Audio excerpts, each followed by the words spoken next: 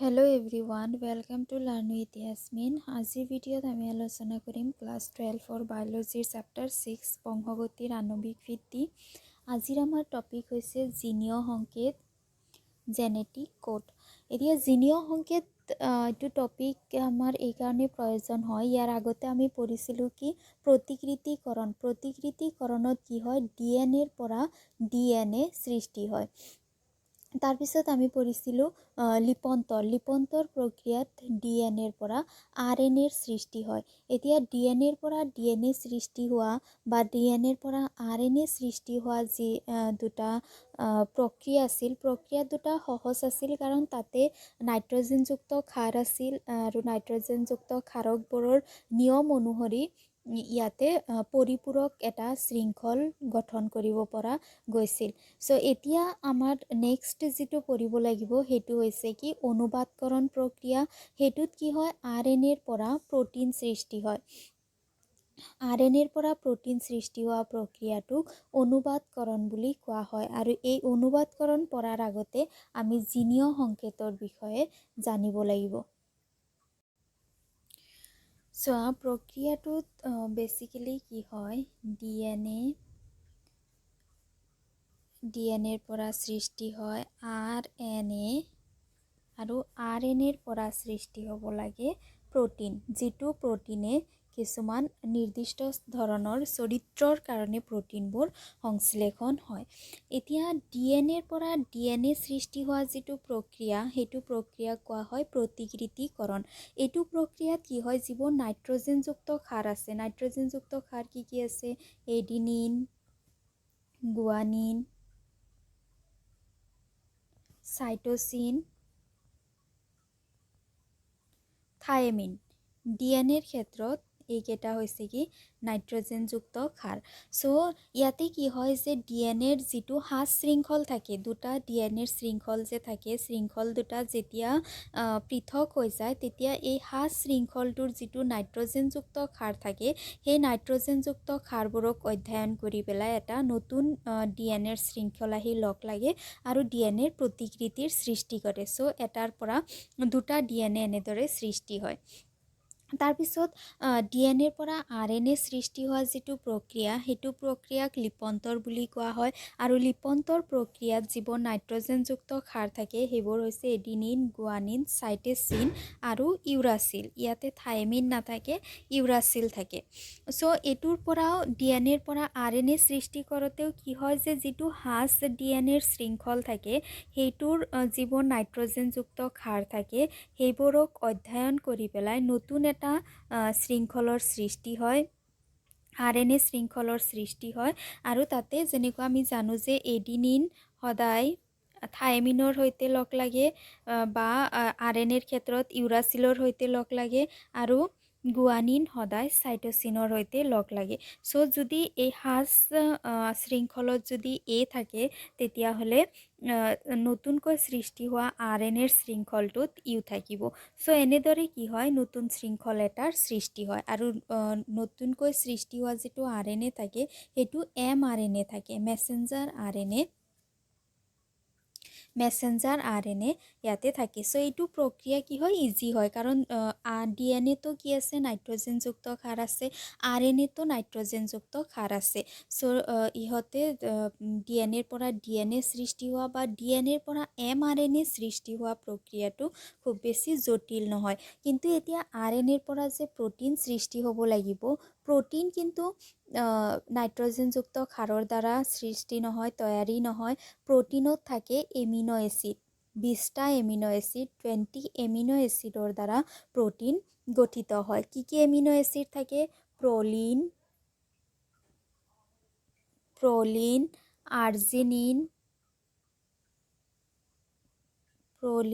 Arginine, lysine, তাৰপিছত থাকে histidine, glutamic acid, aspartic acid, tyrosine, cysteine, valine, methionine, methionine, glycine আৰু leucine. এই 20টা এমিনো এচিডৰ দ্বাৰা প্ৰটিন গঠিত হয়। এতিয়া চোৱা ইয়াতে মাত্ৰ 4টা নাইট্ৰজেনযুক্ত ক্ষাৰ আছে RNA। 4টা নাইট্ৰজেনযুক্ত ক্ষাৰৰ পৰা কেনেকৈ 20 এমিনো এচিড থকা প্ৰটিন সংশ্লেষণ হ'ব। চ' এইটো প্ৰক্ৰিয়া হ'বলৈ হ'লে এনেকুৱা এটা ছিষ্টেম থাকিব লাগিব, যিটো ছিষ্টেমে এটা ৰিলেশ্যন ক্ৰিয়েট কৰিব লাগিব নাইট্ৰজেনযুক্ত ক্ষাৰ আৰু এমিনো এচিডৰ মাজত। তেতিয়াহে এই 4টা নাইট্ৰজেনযুক্ত ক্ষাৰৰ পৰা 20টা এমিনো এচিড থকা প্ৰটিন সংশ্লেষণ হ'ব পাৰিব। চোৱা এটা এক্সাম্পল চোৱা। ছাপ'জ তোমাৰ ওচৰত ডিজিট আছে 0ৰ পৰা 9 লৈকে 10 ডিজিট আছে। 1 2 3 4 5 6 7 8 9 0 এইকেইটা ডিজিট আছে তোমাৰ ওচৰত এফালে, আৰু এফালে আছে কি এলফাবেট ABCDEFGHIJKLMNOPQRSTUVWXYZ। চ' তোমাৰ ওচৰত ইফালে আছে কি 10টা ডিজিট আছে আৰু ইফালে 26 এলফাবেট আছে। এতিয়া যদি তোমাক এই 10টা ডিজিটেৰে 26 এলফাবেটক বুজাব দিয়ে, তেনেহ'লে তুমি কেনেকৈ বুজাবা? চ' এইটো বুজাবলৈ হ'লে তোমাক কি লাগিব? এটা ছিষ্টেম লাগিব, যাৰ দ্বাৰা তুমি ইয়াক কোড কৰিব পাৰিবা, ইয়াক বুজাব পাৰিবা।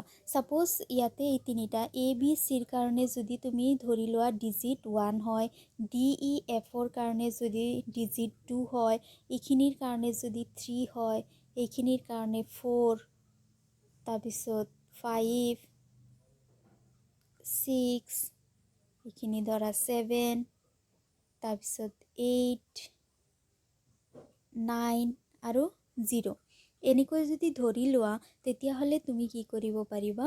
ইয়াৰ পৰা এইটোক বুজাব পাৰিবা। 10 ডিজিটৰ পৰা 26 এলফাবেটছ আছে, তাক বুজাব পাৰিবা। ছাপ'জ এটা নাম লোৱা, ছাপ'জ জেনিফাৰ।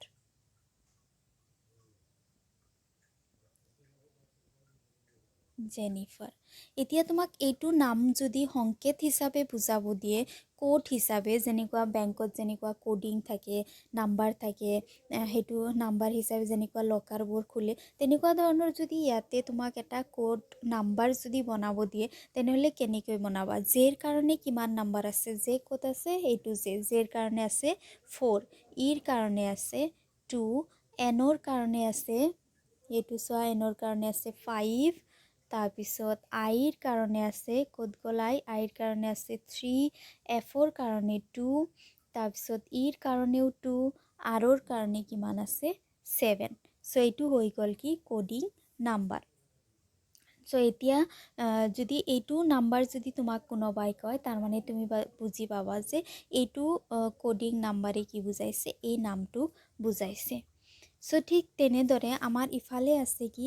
এফালে আছে 4টা নাইট্ৰজেনযুক্ত ক্ষাৰ, 4টা বেছ পেয়াৰ, আৰু আনফালে আছে 20 এমিনো এচিড। চ' এই 20 এমিনো এচিড আৰু 4টা নাইট্ৰজেনযুক্ত ক্ষাৰক বুজাবলৈ হ'লেও এনেদৰে এটা ছিষ্টেম থাকিব লাগিব, এটা ৰিলেশ্যন থাকিব লাগিব 20 এমিনো এচিড আৰু 4টা নাইট্ৰজেনযুক্ত ক্ষাৰৰ মাজত। তেতিয়াহ'লেহে ইয়াক বুজাব পৰা যাব। চোৱা, জিনীয় পদাৰ্থৰ জৈৱ ৰাসায়নিক প্ৰকৃতি আৰু DNAৰ গঠন নিৰ্ধাৰণ কৰাটো উত্তেজনাপূৰ্ণ আছিল। তেনেহ'লে জিনীয় সংকেতৰ প্ৰস্তাৱনা আৰু ইয়াক সহজ বোধগম্য কৰাটো এটা প্ৰত্যাহ্বান আছিল।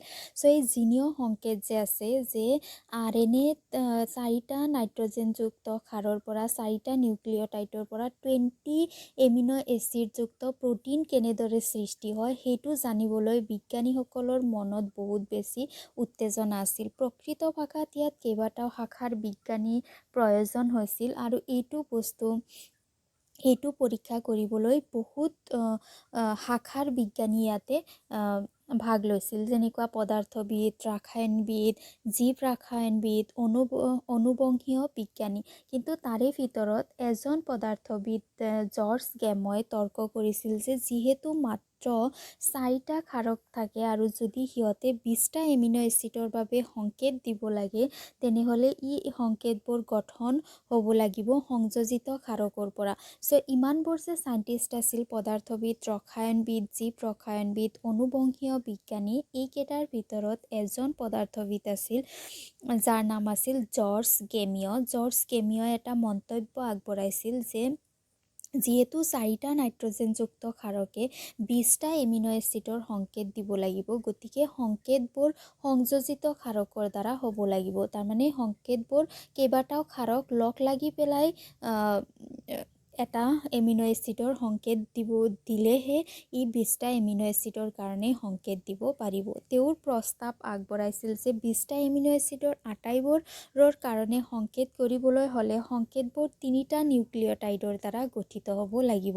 আৰু তেওঁ এইটো কথাও কৈছিল যে যিহেতু 20টা এমিনো এচিডৰ বাবে 4টা নিউক্লিঅটাইডে সংকেত দিব লাগিব, গতিকে ইয়াতে 3টা নিউক্লিঅটাইড লগ লাগি পেলাই এটা এমিনো এচিডৰ সংকেত দিলেহে ইহঁতে 20টা এমিনো এচিডৰ সংকেত দিব পাৰিব। এইটো এটা অতি সাহসী প্ৰস্তাৱনা আছিল, কাৰণ 4x4x4 সংখ্যক ক্ৰম পৰিৱৰ্তনৰ সংযোজনৰ ফলত 64 সংকেত সৃষ্টি হৈছিল, যি প্ৰয়োজনতকৈ অধিক বেছি আছিল। এতিয়া চোৱা ইয়াতে 64 কেনেকৈ হয় আৰু 64টাৰ কিয় প্ৰয়োজন হয়। ইয়াতেতো 20 আছে, তেনেহ'লে 64টা সংকেত কেনেকৈ হ'ব আৰু 64টা সংকেতৰ কি প্ৰয়োজন আছে দেখুৱাই দিছোঁ ৰ'বা। এতিয়া চোৱা আমি কেইটামান এজাম্পশ্যন কৰি লওঁ। এজাম্পশ্যন 1,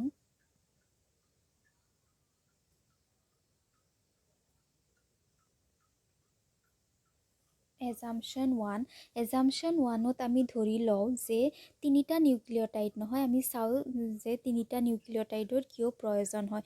যদি এটা নিউক্লিঅটাইডৰ ডিজিটে যদি এটা এমিনো এচিডক বুজায় তেতিয়াহ'লে কি হ'ব। আমাৰ এমিনো এচিড কি আছে, আমাৰ নাইট্ৰজেনযুক্ত ক্ষাৰ নিউক্লিঅটাইড কি আছে, A, G, C, T or U। এইকেইটা হৈছে কি আমাৰ নাইট্ৰজেনযুক্ত ক্ষাৰ। এতিয়া যদি এই নাইট্ৰজেনযুক্ত ক্ষাৰবোৰে এটা নাইট্ৰজেনযুক্ত ক্ষাৰে যদি এটা এমিনো এচিডৰ সংকেত দিয়ে, তেনেহ'লে ইয়াতে 4টাই কি কৰিব পাৰিব, এবাৰকৈ সংকেত দিব পাৰিব। ছাপ'জ এটা এমিনো এচিডক বুজালে প্ৰলিন, জিয়ে গ্লাইচিনক বুজালে, তাৰপিছত চিয়ে এটাক বুজালে, টিয়ে এটাক বুজালে। চ' ইহঁতে কি কৰিব পাৰিব, এটাকৈ বুজাব পাৰিব। গতিকে ইয়াতে মাত্ৰ 4টা অপশ্যন থাকিব। ইহঁতে মাত্ৰ 4টা এমিনো এচিডৰ সংকেত দিব পাৰিব। চ' 4টা আউট অফ 20 যদি 4টা এমিনো এচিডৰ সংকেত দিয়ে, তেনেহ'লে 16টা এমিনো এচিড ৰৈ যাব। 16টা এমিনো এচিডৰ কাৰণে ইহঁতে সংকেত দিব নোৱাৰিব। গতিকে এজাম্পশ্যন 2 ইয়াতে কি নহয়, একচেপ্টেবল নহয়। তাৰপিছত আমি চাওঁ এজাম্পশ্যন 2।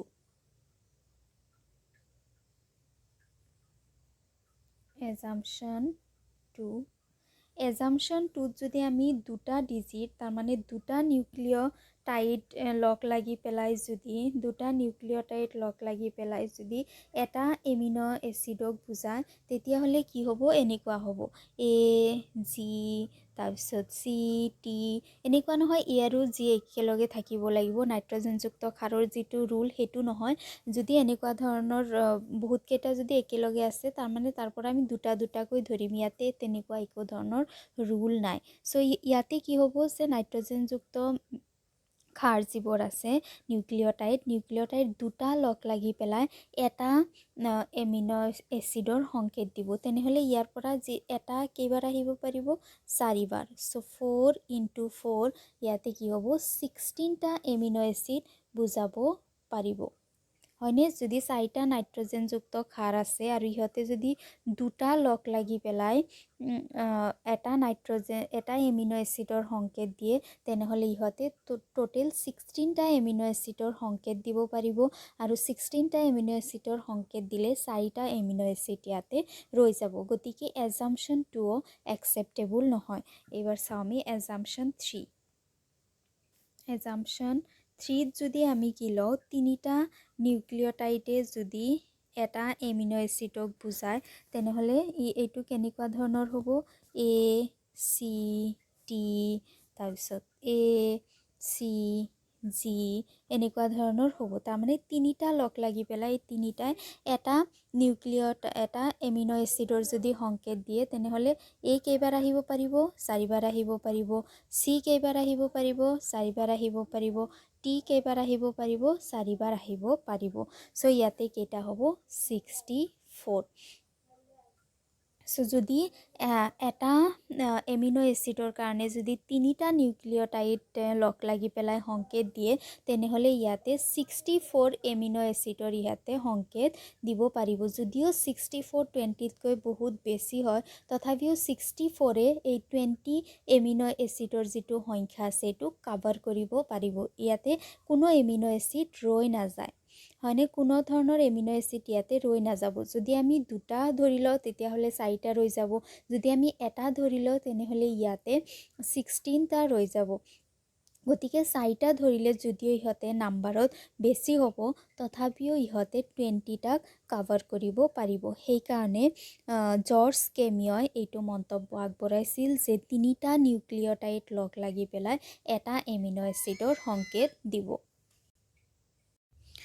সো জৰ্জ কেমিয়ৰ যিটো পৰীক্ষা আছিল যে সংকেতবোৰ ত্ৰয়ী আছিল এইটোৰ সত্যতা প্ৰমাণ কৰিবলৈ আৰু গুৰুতৰ কাৰ্য আছিল তাৰমানে জৰ্জ কেমিয়ই কৈছিল যে তিনিটা নিউক্লিঅটাইড লগ লাগি পেলাই এটা এমিনো এচিডক বুজাব এতিয়া এইটো কথা কিমানখিনি সত্য সেইটো বুজাবলৈ বহুত ধৰণৰ পৰীক্ষা নিৰীক্ষা চলিছিল বহুত সাইন্টিষ্টে পৰীক্ষা কৰিছিল তাৰে ভিতৰত এজন সাইন্টিষ্ট মাৰ্শ্বেল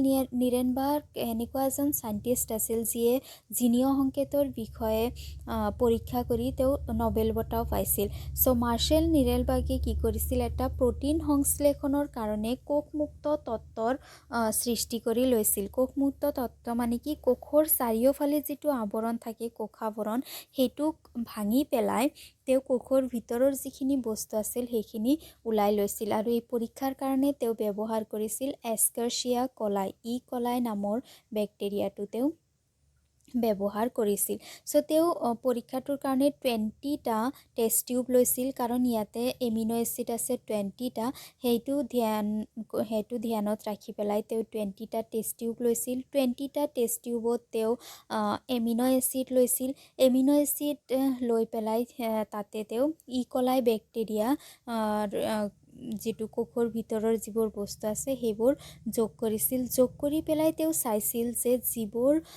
এমিনো এচিড তেজস্ক্ৰিয় হয় তেজস্ক্ৰিয় এমিনো এচিডে যিবোৰ প্ৰটিন সৃষ্টি কৰে সেই প্ৰটিনবোৰো তেজস্ক্ৰিয় হয় সো তেওঁৰ যিটো পৰীক্ষা আছিল ইয়াতে ইমান ডিটেইলছত নাই তোমালোকক নালাগে সো এইটো আছিল কি মাৰ্শ্বেল নিৰেনবাৰ্গৰ পৰীক্ষা ইয়াতে চোৱা চাৰ্ট দিয়া আছে এইটো চাৰ্টত কি আছে 64টা সংকেত দিয়া আছে যি 64টা সংকেতে 20 এমিনো এচিডৰ কাৰণে সংকেত দিয়ে আৰু ইয়াতে 4টা নিউক্লিঅটাইড আছে ইউৰাচিল সাইটেনিন এডিনিন গুৱানিন ইফালেও সেই 4টা আছে ইফালেও 4টা আছে এই 4টাই লগ লাগি পেলাই 64টা সংকেতৰ সৃষ্টি কৰে আৰু 64টা সংকেতে 20টা এমিনো এচিডৰ কাৰণে সংকেত দিয়ে এইবোৰ তোমালোকে চাব পাৰা কেনেকুৱা ধৰণৰ আছে সো নেক্সট হৈছে কি জিনীয় সংকেতৰ প্ৰধান বৈশিষ্ট্যসমূহ জিনীয় সংকেত যে আছে জিনীয় সংকেতৰ কেইবাটাও বৈশিষ্ট্য আছে প্ৰথমটো বৈশিষ্ট্য কি কৈছে যে সংকেতবোৰ ত্ৰয়ী হয় 61টা সংকেতে এমিনো এচিডবোৰৰ সংকেত কৰে আৰু 3টা সংকেতে কোনো এমিনো এচিডৰ কাৰণে সংকেত নকৰে সিহঁতে সেইকাৰণে সমাপ্তি সংকেত হিচাপে ক্ৰিয়া কৰে কেনেকৈ কৰে কৈ আছোঁ ৰ'বা চ' প্ৰথমটো বৈশিষ্ট্যৰ প্ৰথমটো যিটো বৈশিষ্ট্য আছে তাতে কোৱা হৈছে কি যে যিটো সংকেত সৃষ্টি হয় জিনীয় সংকেতটো ত্ৰয়ী হয়। তো ত্ৰয়ী হোৱা মানে কি তিনিটা নিউক্লিঅ'টাইড লগ লাগি পেলাই এটা এমিনো এচিডৰ সংকেত দিয়ে। সেই তিনিৰ পৰা আহিছে কি ত্ৰয়ী মানে কি তিনিটা নিউক্লিঅ'টাইড লগ লাগি পেলাই এটা এমিনো এচিডৰ সংকেত দিয়ে। ছাপোজ এনেকুৱা ধৰণৰ এটা কি আছে AGTA, তাৰপিছত GCAGAT এনেকুৱা ধৰণৰ এটা লাইন দিয়া আছে য'ত নাইট্ৰজেনযুক্ত ক্ষাৰ আছে বা নিউক্লিঅ'টাইড আছে। ইয়াৰে কি কৰিব, এই তিনিটাই এটা এমিনো এচিডৰ সংকেত দিব। আমি এই তিনিটাৰ পৰা চাম যে এইটোৱে কোনটো এমিনো এচিডক বুজাইছে, এই তিনিটাই কোনটোক বুজাইছে, এই তিনিটাই কোনটোক বুজাইছে, হয়নে? তিনিটা এনেদৰে ল'ম আৰু চাম যে এইকেইটাই কোনটো এমিনো এচিডৰ কাৰণে সংকেত দিছে। সেইকাৰণে ইয়াক ত্ৰয়ী বুলি কোৱা হয়।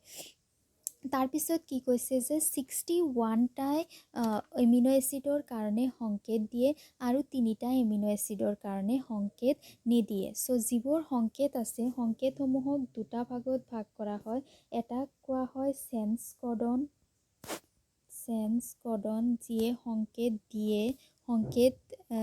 দিয়া, আৰু এটা আছে কি যাক কোৱা হয় নন চেঞ্জ কডন বা ষ্টপ কডন।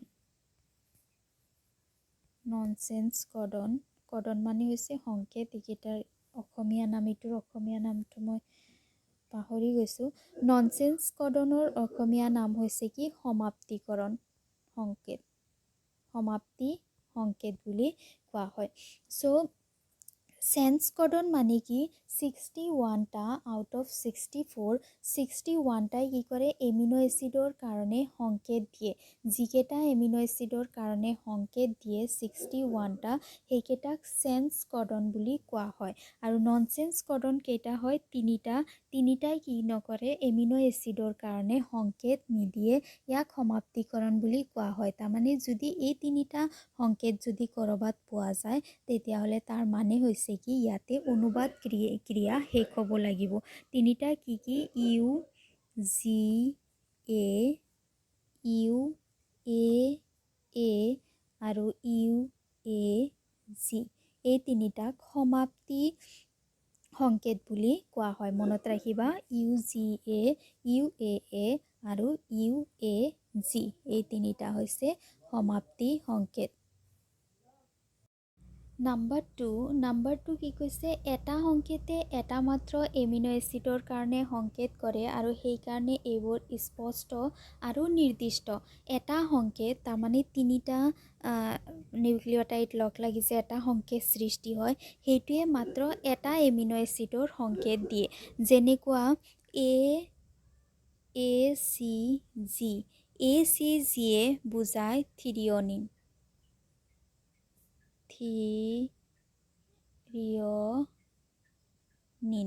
তাৰপিছত আছে কি AAA বুজায় লাইচিন, LYSIN লাইচিন। চ' ACG যিটো সংকেত আছে সেইটোৱে থ্ৰিঅ'নিনক বুজায়। থ্ৰিঅ'নিন এটা এমিনো এচিড, ইয়াক বুজায়। আৰু AAA লাইচিন এমিনো এচিডক বুজায়। চ' এটা সংকেতে সদায় এটা এমিনো এচিডৰ কাৰণে সংকেত কৰে, সেইকাৰণে এইটো স্পষ্ট আৰু নিৰ্দিষ্ট। যদি ইয়াতে গোটেইকেইটা যদি এনেদৰে লগ লাগিও থাকে ACGAAA, তাৰমানে এনেকুৱা নহয় যে এই গোটেইকেইটা মিলি পেলাই এটা এমিনো এচিডক বুজাব, এনেকুৱা নহয়। ইয়াৰ এই তিনিটাই লগ লাগি পেলাই থ্ৰিঅ'নিনক বুজাব আৰু এই তিনিটাই লগ লাগি পেলাই লাইচিনক বুজাব। চ' এটা সংকেতে মাত্ৰ এটা এমিনো এচিডকহে বুজায়। চ' নেক্সট বৈশিষ্ট্য নাম্বাৰ 3 কিছুমান এমিনো এচিডৰ বাবে এটাতকৈ অধিক সংকেত থাকে, সেইকাৰণে সংকেতবোৰ অবিকশিত ডিজেনেৰেটেড। তাৰমানে কিছুমান এনেকুৱা ধৰণৰ এমিনো এচিড আছে য'ত কি হয় যে এটা এমিনো এচিডৰ কাৰণে কেইবাটাও সংকেত থাকে, এটা এমিনো এচিডৰ কাৰণে কেইবাটাও সংকেত থাকে। যেনেকুৱা এইটো চোৱা, থিৰিঅনিন যে আছিল, থিৰিঅনিনক ইয়াতে দেখা নাযায়, ৰ'বা,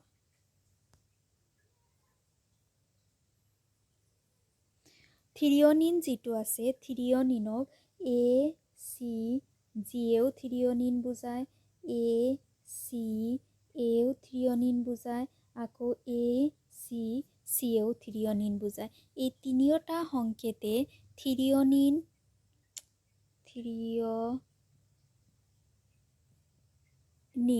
এমিনো এচিডক বুজায়। তাৰমানে কেতিয়াবা কিছুমান এমিনো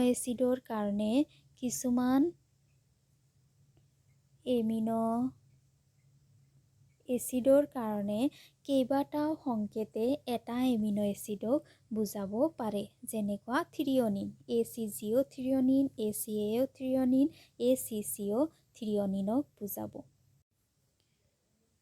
নেক্সট পইণ্ট হৈছে বাৰ্তাবাহী RNA। বাৰ্তাবাহী RNA মানে tRNA,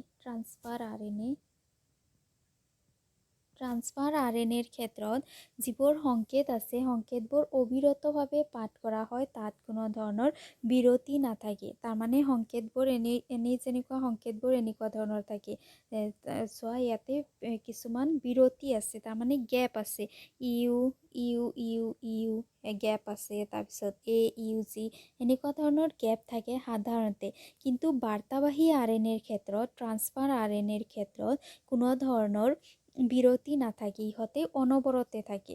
তাৰমানে AUE আছে, ইয়াতে মাজতে থাকিব আকৌ CAT এনেকুৱা ধৰণৰ থাকে, মাজত কোনো ধৰণৰ গেপ নাথাকে। নম্বৰ 4, সংকেতবোৰ প্ৰায় সাৰ্বজনীন মানে বেলেগ বেলেগ ঠাইত বেলেগ বেলেগ হোৱা দেখিবলৈ পোৱা যায়। যেনেকুৱা বেক্টেৰিয়াৰ পৰা মানুহলৈ UUE ফিনাইল এলানিন কি হয় জানা? ইয়াৰ আগৰ চেপ্টাৰত পঢ়িছা। ফিনাইল এলানিন এমিনো এচিডৰ সংকেত কৰে, আৰু মাইটকণ্ড্ৰিয়াত কিছুমান আদ্য প্ৰাণীৰ ক্ষেত্ৰত এই নিয়মৰ ব্যতিক্ৰম হয়। তাৰমানে মানুহৰ ক্ষেত্ৰত UUE ফিনাইল এলানিন যিটো ৰোগ আছে, যিটো বিসংগতি আছে, সেইটোৰ সংকেত দিয়ে, কিন্তু বেলেগ কিছুমান প্ৰাণীৰ ক্ষেত্ৰত এইটো নিয়ম প্ৰযোজ্য নহয়। নেক্সট হৈছে AUGৰ দুটা কাৰ্য থাকে। ই মিথিয়নিনৰ বাবেও সংকেত কৰে, আৰু ই প্ৰাৰম্ভিক সংকেত হিচাপেও কাম কৰে। AUG যিটো আছে সেইটোৰ মানে মিথিয়নিনো বুজায়, আৰু কিছুমান কাৰ্যত ই ইনিচিয়েশ্যন কডন হিচাপেও কাম কৰে। তাৰমানে কিছুমান প্ৰক্ৰিয়াত, যেনেকুৱা অনুবাদ প্ৰক্ৰিয়া আৰম্ভ হওঁতে যিটো ইনগ্ৰেশ্যন, সেইটোও মিথিয়নিনে কৰে। তাৰমানে মিথিয়নিনৰ দুটা কাৰ্য থাকে। মিথিয়নিনে MET সংকেতে মিথিয়নিনকো বুজায়, লগতে প্ৰাৰম্ভিক সংকেত হিচাপেও কাম কৰে। চ' এইকেইটা হৈ গ'ল আমাৰ জিনীয় সংকেতৰ যিবোৰ বৈশিষ্ট্য আছিল, চ' ইয়াতে আমাৰ জিনীয় সংকেত কমপ্লিট হৈ গৈছে। আমি বুজি পালোঁ যে কেনেদৰে 4টা নাইট্ৰজেনযুক্ত ক্ষাৰকে 20টা এমিনো এচিডৰ সংকেত দিয়ে। ভিডিঅ' কেনেকুৱা পালা জনাবা, ভাল লাগিলে লাইক কৰিবা, বন্ধু বান্ধৱৰ সৈতে শ্বেয়াৰ কৰিবা, আৰু চেনেল ছাবস্ক্ৰাইব কৰিবা। Thank U.